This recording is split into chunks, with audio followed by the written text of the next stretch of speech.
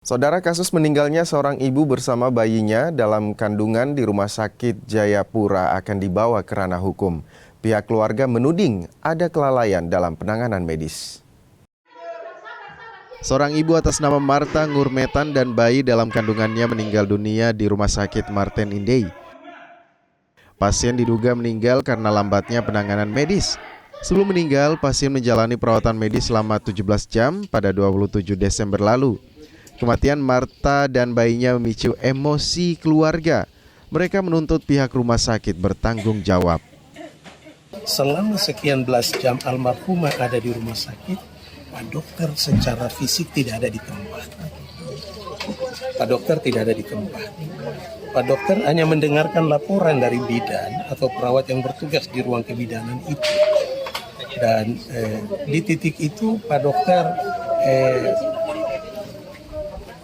nalurinya, inisiatifnya sebagai seorang dokter kebidanan, dokter kandungan yang sudah senior sekali, tidak muncul.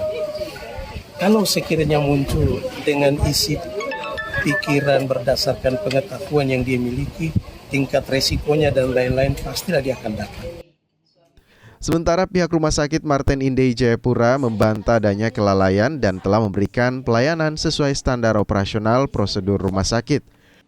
Manajemen rumah sakit akan melakukan audit internal secara menyeluruh untuk memastikan penyebab kematian pasien.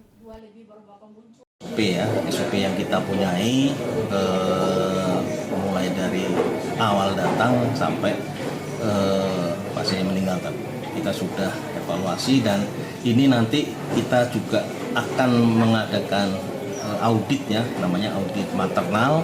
Kenapa ibu dan bayi itu meninggal, nanti dia dilakukan audit kebetulan langsung oleh pihak Kemenkes Pusat di Jakarta.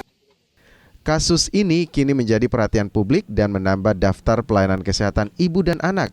Sebelumnya pada bulan November lalu, seorang ibu bernama Irene Sokoi dan bayinya meninggal dunia karena ditolak 4 rumah sakit di kota dan Kabupaten Jayapura. Vindi Rakmeni, Kompas TV, Jayapura, Papua.